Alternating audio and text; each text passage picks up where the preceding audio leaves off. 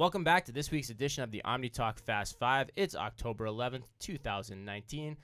I'm here, joined as always with Carter Jensen and Ann Mazinga. Good morning.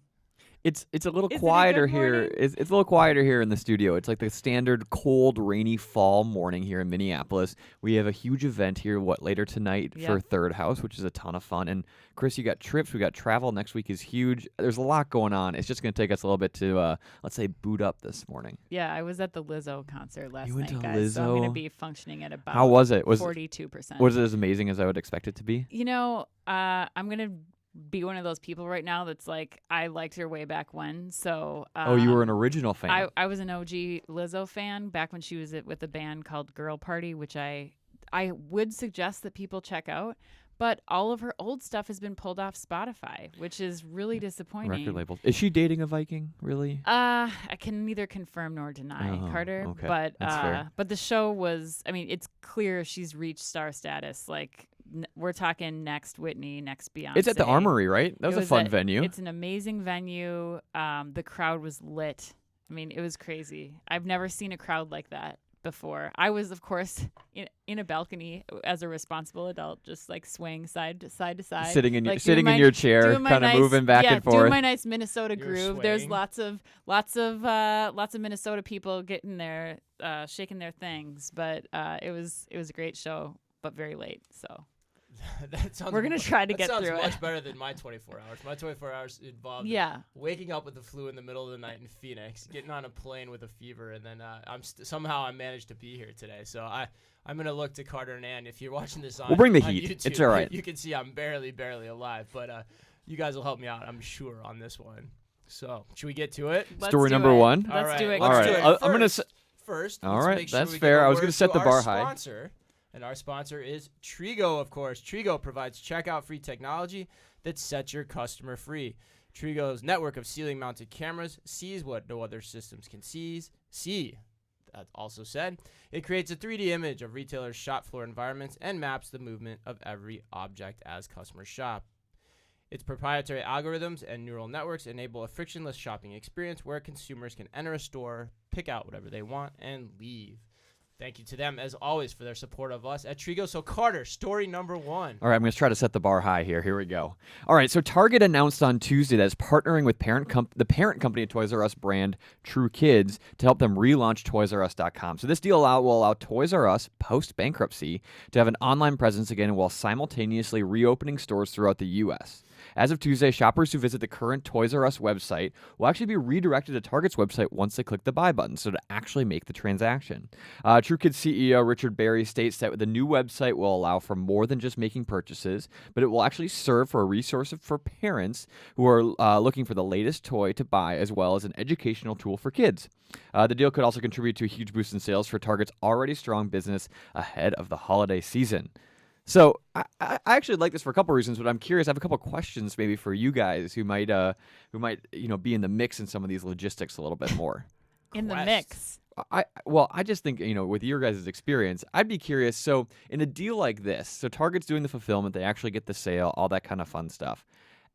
Why wouldn't, what kind of ownership does Target have over the ToysRUs.com experience? Or do you assume in a deal like this? And how much influence and what's the long-term plan for a partnership like this? Those are all really good questions. First, I think before we go there, though, why do you like it? I like it. Well, the reason I bring up those questions is because I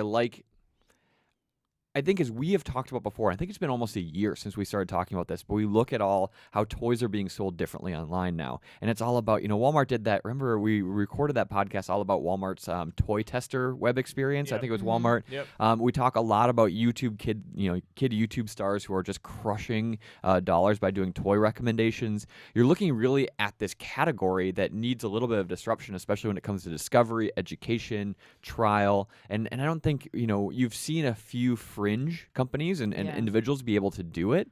And the new arrangement that it looks like ToysRUs.com and Target has is they're kind of going after that new experience center. Now, my question would be, why wouldn't Target just do it themselves? Like, why do they need Toys R Us? Are they going to use the Toys R Us brand or use that as a separate discovery recommendation engine, knowing that they can actually fulfill things behind the scenes?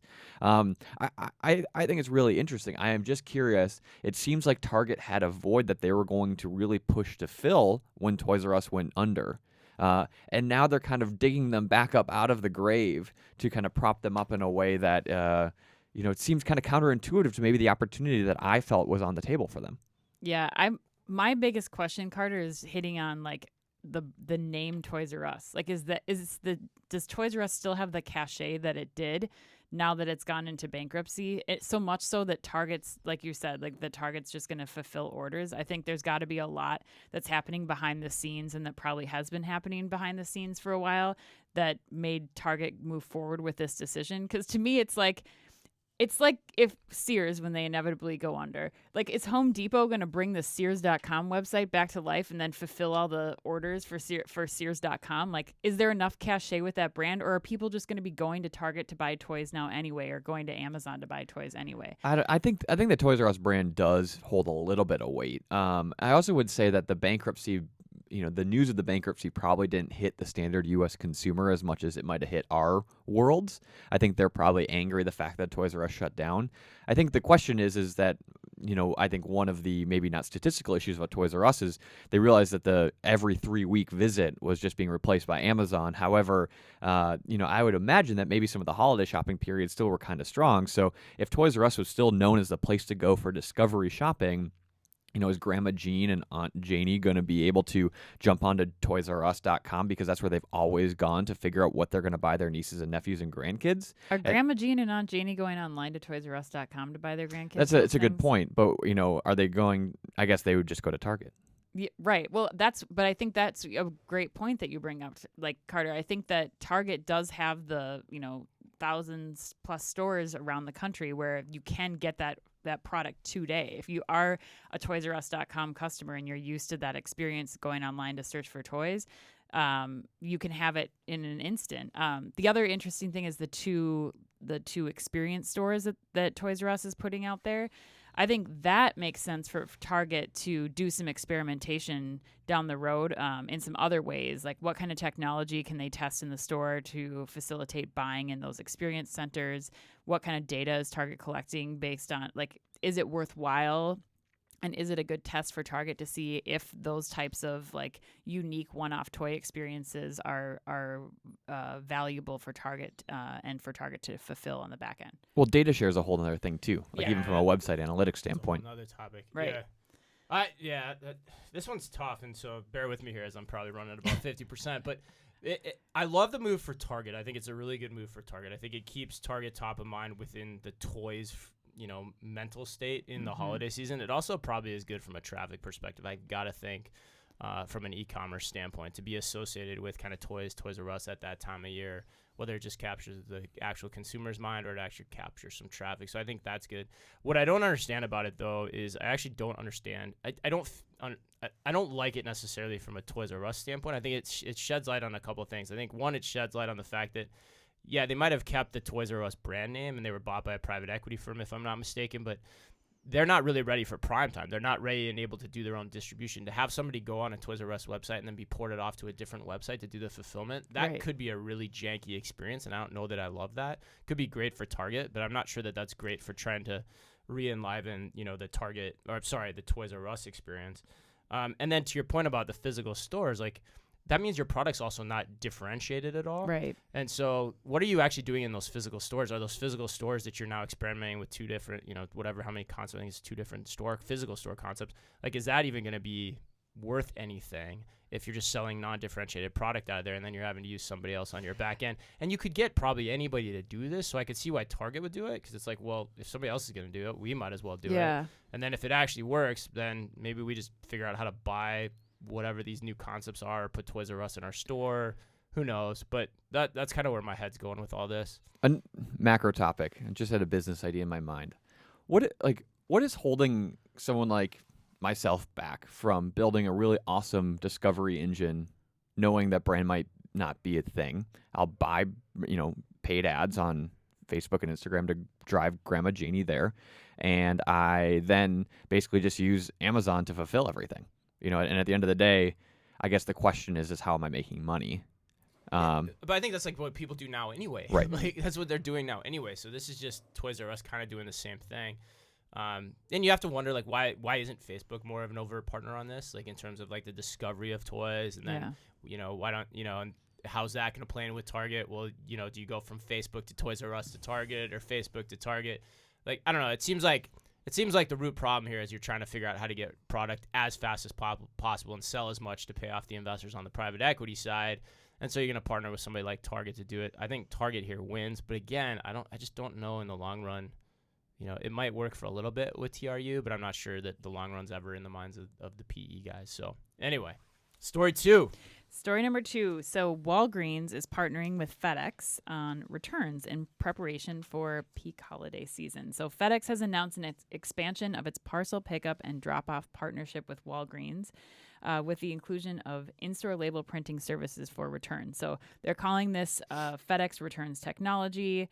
And as we understand it, it's going to work very similarly to the Amazon returns process now with someone like a UPS, where the retailers can send a return label code via email. The individual returning the item can bring it now to a Walgreens location, one of their 7,300 stores that are going to be piloting this project, and return the item. So they'll have the label. They can drop it off and they're good to go. Thoughts on this, guys? I'm curious how much of a moat is being created with the 7,300 stores. Like obviously that's no small feat to build that out. Right. The reason I bring that up is because you look at the termination between FedEx and Amazon's relationship, and then you look at how Amazon is not only pushing pack and ship centers and they're looking for partnerships as well, but also when we talk about the expansion of Amazon Go and the more convenience stores, small format stores, Walgreens is in like their crosshairs when it looks to say, well, what are they going to go after next? And it's like, well, is there an Amazon store on every corner? And you start to think about what that store might include. Now, I'm going away from the core story here. I think it's of huge value. I think people don't have printers, they don't have packing tape, they don't have that kind of stuff in their homes, so they're going to do this. Right. But I also like what else comes to mind. I'm just kind of spewing what's on top of my head here. But why would I go to Walgreens when I know that at the end of the day, like usually the FedEx guy or UPS guy already has the label for me. Like I can choose to just have my box picked up without a label, and they slap that on the top and it's gone. In most cases, but not all. I think it depends on when you're ordering from. That's a thing. Like when you're ordering from Amazon, I think that's an option. The returns, pickup. But as someone who's recently done several Amazon returns to a Kohl's store, I can tell you this process is being, based on the few times that I was there, is being utilized by quite a few people. And now to have 7,300 more places that you can return product to, I think it's smart. And if you look at what Walgreens is doing with Kroger, and you start to see how what the Walgreens store is starting to look like, I think it's smart. They're on every corner. They are, now you can do Kroger and Walgreens shopping in the space, and now you can drop off packages. Like you have a lot of things you can accomplish in one small footprint, and I think that's really smart. When you look at the termination of that relationship, and then FedEx is now adding this as a value, so you look at maybe some of the new players within e-commerce, whether it's Shopify, whether it's some of these, rental, clothing things that we always are talking about, and you all of a sudden realize, well, now FedEx can tout this fact that, hey, like, not only are you going to use us as an exclusive partner, but we're going to offer these $7,300 return locations so that your users can simply just drop off the clothes that they're done wearing on a Monday morning, and we'll take care of the rest. Exactly. So you're adding value beyond the fulfillment. And I think, from a FedEx standpoint, that's going to be really necessary. Yeah, and convenience. I mean, a lot of people are going to Walgreens already for other things, and I think it's maximizing your time and the time you're able to give back to your customers, because they can do more than just the one thing in your space. And totally. Plus, gets people more traffic into the Walgreens stores. So yeah, absolutely. I don't have a lot to add here. I mean, I think it's just another move, another good move in that realm of what we've talked about in terms of package returns. I mean, it's stuff that you and I were thinking about 4 or 5 years ago, and have written about how retail needs to combine with mailboxes, et cetera, to some Yeah. extent, in way, shape, or form. And now you're seeing it with Kohl's, and now you're seeing it with Walgreens. That, as I step back and I try to look at a 30,000 foot view, what I think is really interesting, and I've been thinking about this a lot, is we've been talking about a lot of the reimagination of retail, but in a lot of ways, what we're starting to reimagine is what is the post office? We're starting to reimagine, what is the pharmacy? And then the question for me too is, what is the coffee shop? Like those three things, the pharmacy, the coffee shop, and the post office are still three things that potentially get you out of your house. They're still the why. The interesting part for me in this is we're seeing how Walgreens might reimagine itself with Kroger, with partnerships like this. The post office becoming a part of that almost in Kohl's or with this. The reimagination of the coffee shop still with this idea hasn't happened yet. So I'm curious, what starts to happen there too. Like you've got Like, what are you thinking for the reimagination of the coffee shop? So I'm thinking like, we talked about Starbucks where you have all you go there for is order pickup. Well, they're doing that at the Kroger in Cincinnati. The mobile window pickup at Starbucks, or they have their walk-up window. So right, and so like, why couldn't you just have like coffee shop locations where I go there in the morning, I drop off my packages that I return, or I go there in the afternoon, drop off my packages to return, or get my packages on the way home. Like I'm surprised that hasn't happened and your yet. dinner. Yeah, That's happening. Well, yeah, it's happening at that one example. Right. Yeah, but you could do micro locations like this across the country pretty easily. So. I'm curious, and especially with how closely tied Starbucks and Amazon are in terms of their talent and where they are. I'm surprised we actually haven't seen that yet. You wonder what the footprint would look like. I'm picturing I think like it'd be super cool. I'm picturing like a glorified Amazon locker setup. Like really, the footprint wouldn't have to be that much bigger. You got 100 bays, and the bay has your packages, your return from whatever rental clothing you have, dinner for that night, and a coffee for the morning. Kind of thing. Yeah. And it's all set up like that. Right. And they know you every day. Yeah, and you look at like my favorite thing to think about is walking by all these brand new condo buildings, and you have these. I mean, think about what you could put in one condo unit on the main floor of a condo building. It's so unit. easy. You could do walk-in. You could have pickups. Like everything we're talking about here could happen so easily in a model. What was a model unit of a condo? And you don't know this, but I wrote that exact thing in Forbes this morning. Oh, like man. you'll have to read it. I wrote that exact thing in We Forbes need to this spend morning. more time apart. But yeah, I know. But no, it did. It exactly could come to fruition. And I think the other thing for me was the kicker 3 or 4 weeks ago when you said, it's not that Starbucks isn't going to provide service. It's just the service changes from pre-purchase to post-purchase, which if you get all the people that are really good at post-purchase service, coffee, package, pickup, and delivery returns, that's who's good at that thing too. So I don't know. It feels like a marriage made in heaven. It's a little bit of we went a little off on a tangent here with this one, but I don't know. It gets me thinking, but I think it's also super cool. Okay, story number 3. This one's mine. Hopefully I can make it through. We'll help you. All right, thanks, guys. This one's tough too. There's a lot of what is those vowels that go Big in weird words. places together? Yes. Large words. Meijer, spelled Meijer, for those unfamiliar, announced that they are deploying cutting-edge micro-fulfillment technology. That's right. Meijer this week announced that it will be installing a micro-fulfillment solution into its stores, which will allow it to maximize its store footprint while expanding its digital capabilities simultaneously. The retailer will be implementing Dematic's micro-fulfillment solution, which was designed to help retailers from all industries address increased consumer demand for rapid online order fulfillment in a small footprint. I love it. We've been talking about this for a while. We've been talking about it for a long time. First, you had Walmart with the Alphabot. Then you had Takeoff Technologies with, say, Pilots and Sedanos, Albertsons, Stop and Shop, Wakefern. Now you've got this new player, Dematic, coming onto the scene with Meijer. Yeah, I wasn't familiar with Dematic until reading about this, but they are also a Michigan-based company, as is Meijer, and so curious if that was kind of how this relationship came to be. But I mean, it goes back to what we were just saying. What can you put in more locations in a smaller footprint, and how can you serve customers better in those places? And this is just one way that now Meijer will be able to do this. And goes back to what we were saying last week, Chris, and we were talking about how 2020 and coming off a grocery shop, 2020 and grocery, like things are about to get real.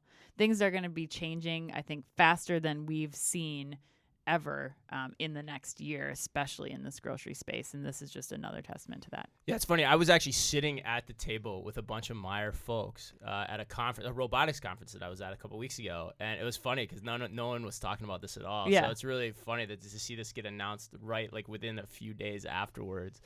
Yeah, it's coming. It's happening fast. There's a lot of talk, a lot of chatter on LinkedIn, about, is it a shuttle solution? Is it a truly robotic solution?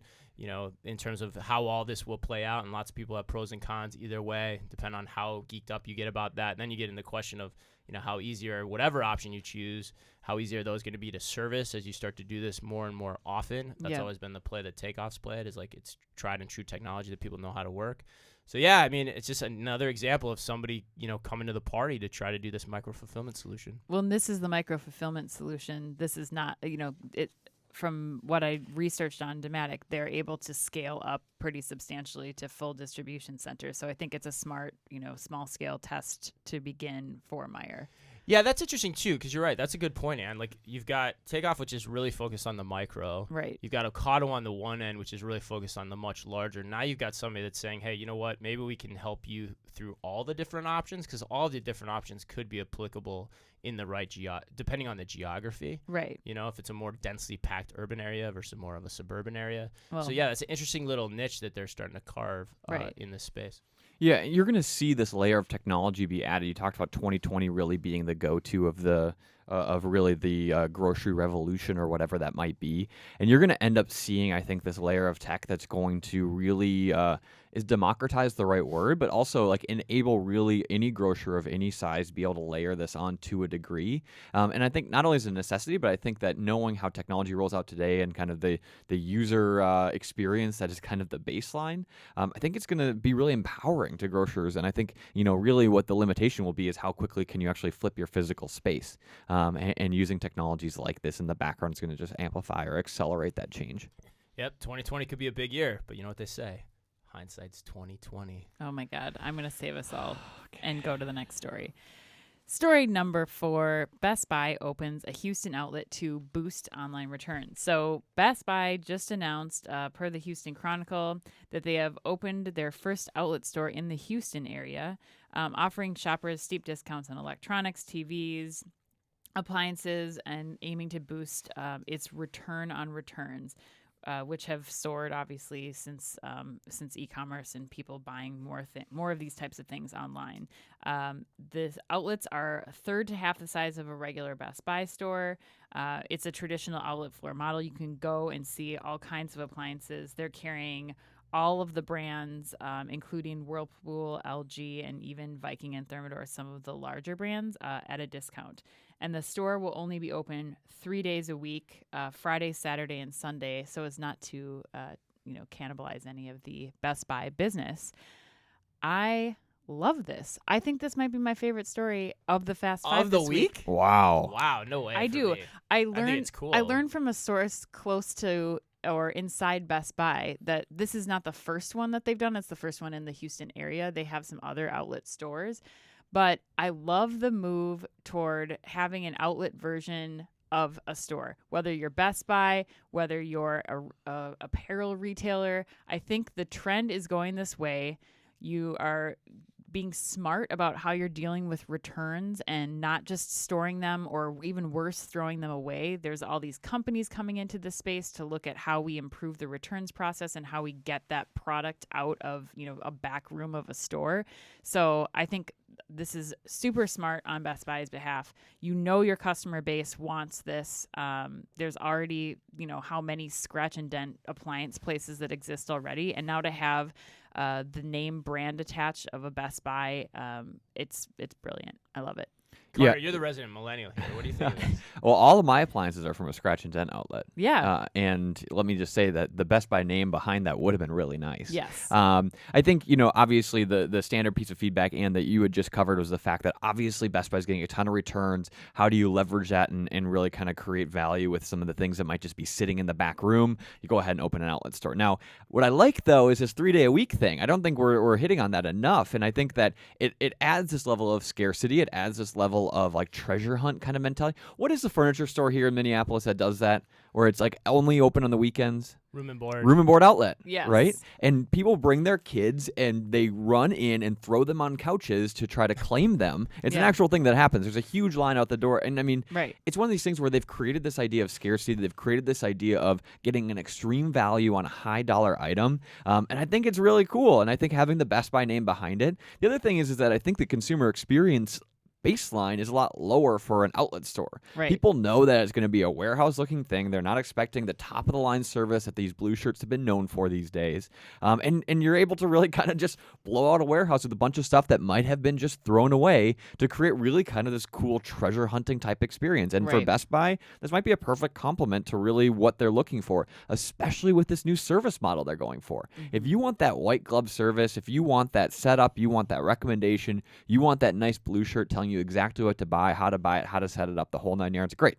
Go to a normal Best Buy location, and a Best Buy location that arguably will probably be shrinking in footprint to a degree.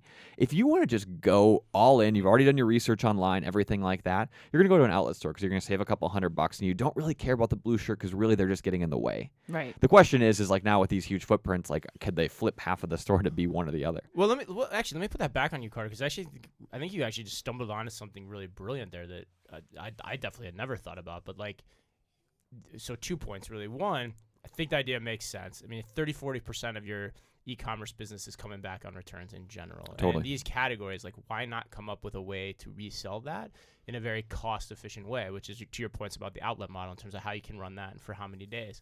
But the interesting part about the service angle is the service angle actually, it's high margin and it scales across whether it's an outlet experience or if it's actually a traditional Best Buy experience. So even if I'm buying stuff, say, at the cheap, how I get that all set up in my house, especially in the days of IoT and all that, that actually might still be really relevant in those stores, and it actually doesn't cost you that much more to provide it there either. And so I think that actually is like kind of this unexpected, brilliant thing to what you just said, in my opinion. What do you Totally. think about that? Well, and I think service post-purchase is there, and I think it's another outlet for them to Exactly, get right. into more homes. So we're able to get Geek Squad into more places, installing more TVs, being that go-to 365 day of year coverage that Geek Squad's trying to be in. And the point, the margin's awesome on that. When I talk about service within this frame of reference, is a blue shirt meeting you at the door as you walk in saying, hey, Miss Johnson, what can I help you with today? Right. You know, and that's what Best Buy is kind of going for. They're trying to go for that very, well, among other You things, don't need right? the pre-sale service. You don't Again, need the yeah. consultation that's Yep. happening. But to your point, you might actually have a larger opportunity for support because you're just going in and grabbing whatever, you know, is a good deal. And you might not have done the research. You might get home and realize that you don't have everything you need. And you really do need that service and support from the Geek Squad service or Geek Squad, you know, offering to be able to come and kind of tie all these pieces together. Yeah, you're basically increasing your distribution points by which you can upsell those Totally. service offerings in Yep. the home. That's fascinating. And really for good less point, buddy. than the product at that you're paying at retail cost. I mean, if you're getting 50% off the product itself and then even paying for all of these services, you're still below what your market price would be. Well, that's what your tip. That's a brilliant marketing hook too, because if you want to get people into those services, like it's like, oh, you just saved 50% on this thing. Why don't you buy this from Right. us? Your Which for 3-year them is warranty, only additive, your 'cause whatever, They just got yeah. the product back. Right. Brilliant stuff, Well, guys. yeah. That's awesome. I Awesome. was going No, to say keep one more going. thing. Yeah, no, So please. I think the other interesting point, which might be very granular compared to the larger topics we were talking about, but traditionally some of the higher margin items within a Best Buy have been the accessories, the mounting brackets, the cabling, all that kind of fun stuff. Right. And you're probably not going to see a ton of used gear like that probably sitting on the shelves there. So I wonder even if basically the front of the store is just an accessory outlet, Right. or accessory kind of haven. You go buy that fancy new TV. Well, you save $300 on the TV, which is still good for Best Buy because it's not sitting in the back of the room. But yet you still need the mount. You probably are missing a power cord. You need the Right. HDMI cable, and you need 5 other things that might not come with it. Well, all of a sudden, Best Buy just sold you 5 accessories that you probably would buy somewhere else because they got you into a store and they got you to buy a product with them. Right. Yeah, I'll do it all in one trip. Makes a ton of sense. Awesome. Wow, that was fun. Okay, maybe that was the best story of the week. Ann was on it. Just saying. All right, although this one is going to be hard to beat. It's definitely going to be hard to beat for me. And Try not to have a heart attack while yeah, you're doing I'm this, going to try not please. to get too excited about this. But we're just going to call story number 5 just the overall fail that is Marc Lori's tenure at Walmart. So in case you missed the headlines this week, it started out on Friday that Jet Black is having quite a bit of trouble. If you read the report from the Wall Street Journal, it reports that there are only 600 active members. The service is losing $15,000 per member. And that for some godforsaken reason, Walmart has also budgeted $60 million towards the effort. And, not surprisingly, as a result of those statistics, it's on the selling block. The other stories that were interesting as well, in case you are keeping score at home, which if you are, lucky for you, ModCloth is actually being sold to Go Global Retail at a fraction of the price Walmart paid for it. Oh, and another one of Walmart's acquisitions under the Lori tenure, Bonobos. Bonobos is also now reportedly laying off a large proportion of its staff. So, net, really good job, Lori. You've got a lot of really successful things to call attention to. And if you haven't seen it out there, I would also call attention to this. I watched Lori's video interview with Jason Del Rey of Recode, and it is fascinating to watch that interview and just how little substance there is in everything he's saying, especially around the digitally native brands and the acquisition strategy. Oh, and by the way, how because of all of this, now everything's shifting to growing brands in-house by way of things like Allswell, which, by the way, Target and Walmart have been doing since the cows came home. So anyway, I could go off on this. I did for Forbes. I'm not going to do it again. I'm just curious what you guys think because, like, I'm pretty biased on this one as it goes already. But again, more indication of things we've been saying for quite a long time, over a year now. Yeah, the jet black thing is what really rubs me the wrong way. Why is that? Of all these things, like Me too. The bonobos thing. Yeah. You know that was a Layoffs happen. That was right. ModCloth wasn't working. Not really surprised Never there. made sense. But the amount of investment in jet black crushes my soul. And I said this in a podcast before, but like when you look at the foundation of Walmart and what their mission, their whole mission is to, save people more money. And Sam Walton can you imagine if Sam Walton was alive? No. Again, I'm going to say this again. If he knew how much they had invested in this one concept for 600 people, he would lose his mind. Well, you know what else I don't get? Do you remember all the baloney reporting about how there was this exclusive wait list? And I went back and I looked this up. You called him on that when it came out. And there was a report that came out that thousands were on the wait list. I'm like, really? Were they? And I asked the PR team if it was the if they're QA still department is waitlists. what I the didn't get- thousands were. Yeah.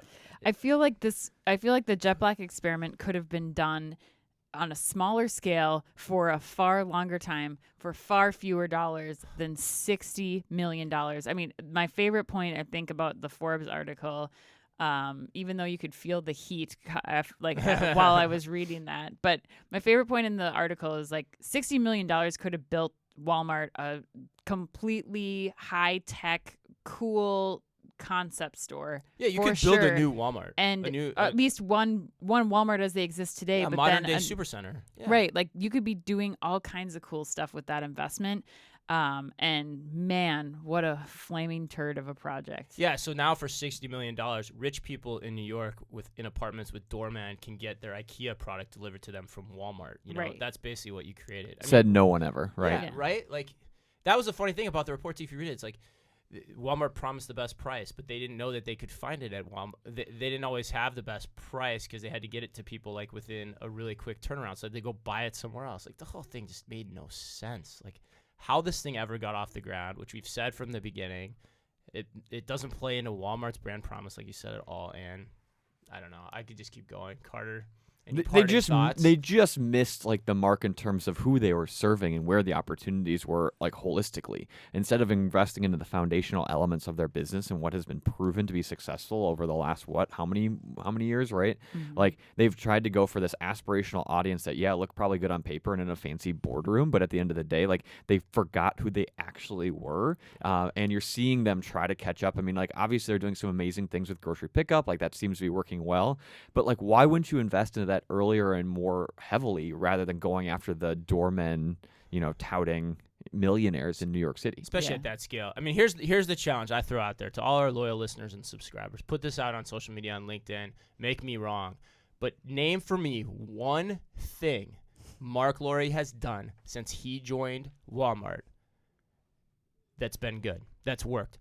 And that's one. And two, that someone else at another company or even Walmart itself couldn't have done by itself. I bet you cannot find it. I will throw down the gauntlet right there because I can't. Carter, you just talked about order pickup. Yeah, every company's doing that. We just talked about a company that's doing micro fulfillment. Like every solution that has been working at Walmart, I think Walmart would have gotten there without them. Well, the silver lining, if there is one, is that hopefully this has called enough attention to where Walmart has been spending its money incorrectly in the last couple of years, and we will see fewer of these wild, crazy initiatives come out of Walmart. Yeah, hopefully, Fingers crossed. Hopefully that's true. Fingers crossed. I think it will too. I think Doug McMillan's got a good head on his shoulders, and he'll be like, okay, yeah, enough's enough. All right, well, that closes us up for the week. Sorry for my little fever diatribe there. I literally do have a fever as I'm talking. But anyway, we got through it. Thanks to my partners, as always, Ann and Carter, for helping me get through that. Remember to like, review, and subscribe to our podcast on iTunes, Spotify, Google Play, SoundCloud, the listening platform of your pleasure. Every difference makes a difference, and thank you so much to everyone who's been leaving reviews for us. Thanks again, as always, to our sponsor, Trigo. And, of course, be careful out there.